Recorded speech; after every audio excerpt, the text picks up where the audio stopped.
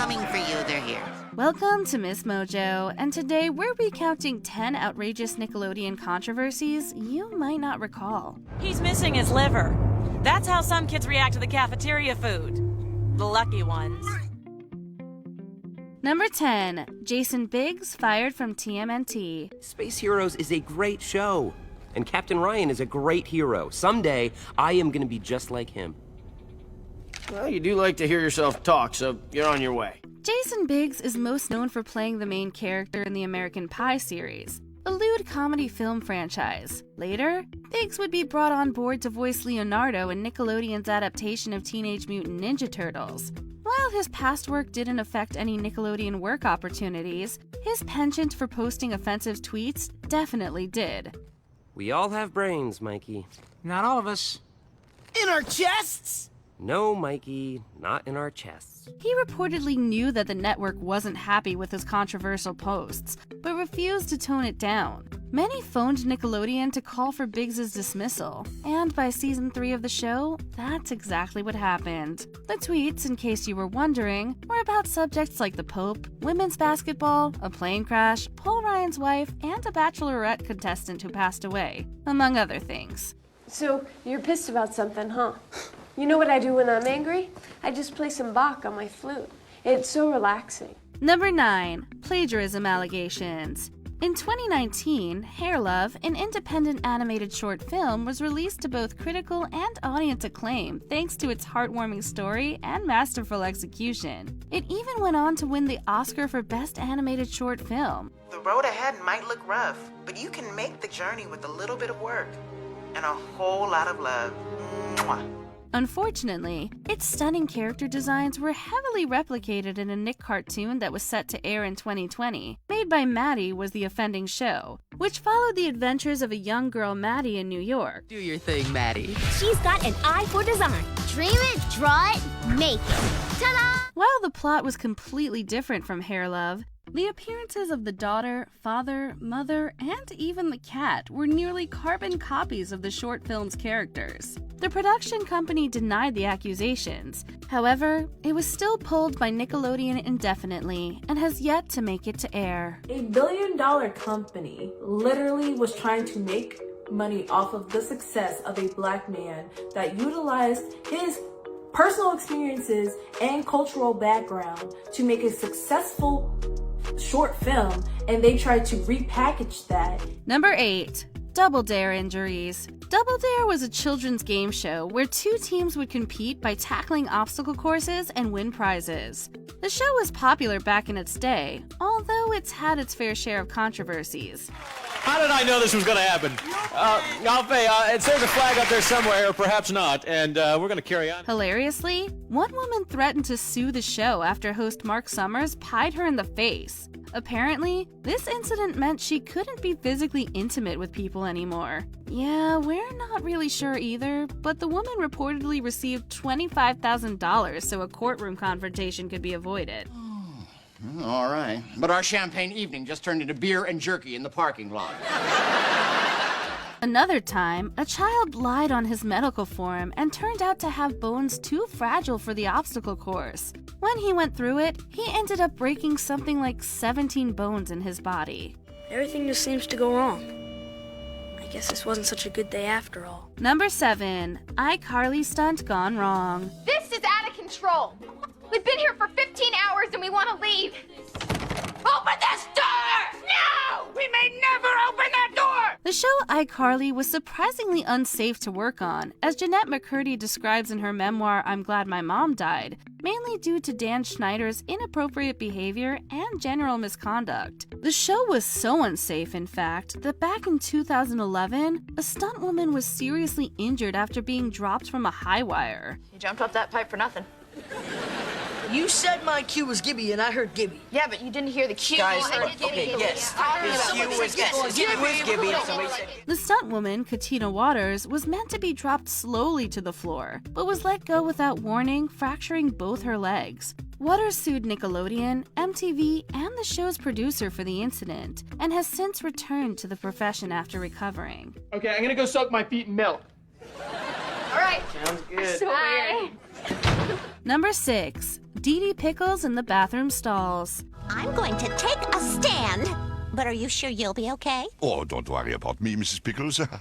I can just sit here and read one of my books until you return. In 2013, Slimed, an oral history of Nickelodeon's golden age, was published, which chronicles Nickelodeon's history, featuring stories and interviews from staff. In it, Melanie Chardoff, the voice of Tommy's mom in Rugrats, Dee Dee Pickles, described how animators created crude dominatrix-themed illustrations of her character and displayed them in the men's bathroom.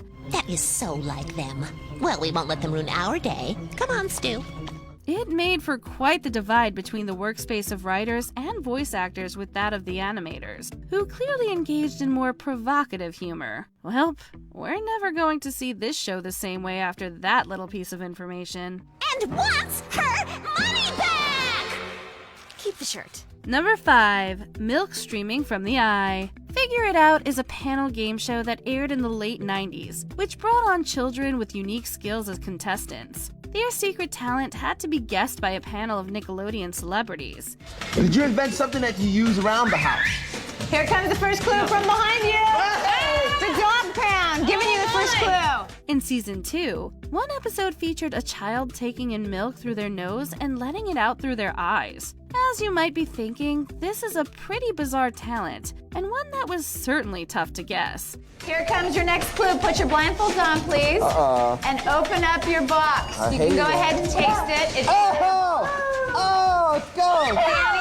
More importantly, parents were worried their children would imitate the act after watching the episode and hurt themselves in the process. As a result, the episode only aired once before being banned altogether, and now remains lost to time. And they're not paying attention to me at all. And if you don't figure it out, it's not my problem. I'm glad you're gonna take home the grand prize. You weren't paying attention. Number 4. Invader Zim's Dark Harvest episode. Your stupid plan won't work, Zim. You'll never pull this off. Invader Zim is a rather dark children's show, as it follows an alien Zim who wants to enslave humanity. However, they really missed the mark with their 4th ever episode, Dark Harvest. Say, you're full of organs, aren't you? Why, yes. Yes, I am. And you wouldn't notice if you were, say, missing a few? Probably not.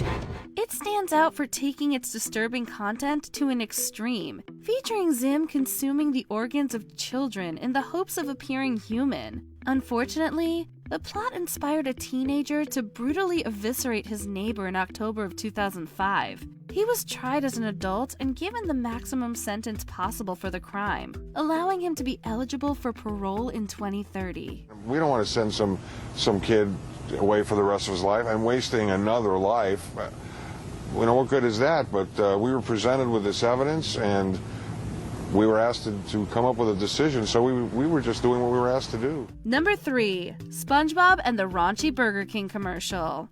I like square butts and I cannot lie. Squid and Sea Star can't deny. When a sponge walks in, 4 corners in his pants like he got phone book implants, the crowd shouts. Square Butts was a Burger King commercial aired in 2009, which was a collaboration with SpongeBob SquarePants. The music video, parodying Sir Mix-a-Lot's Baby Got Back, it features the Sandwich Monarch and an entourage of square-bottom dancers.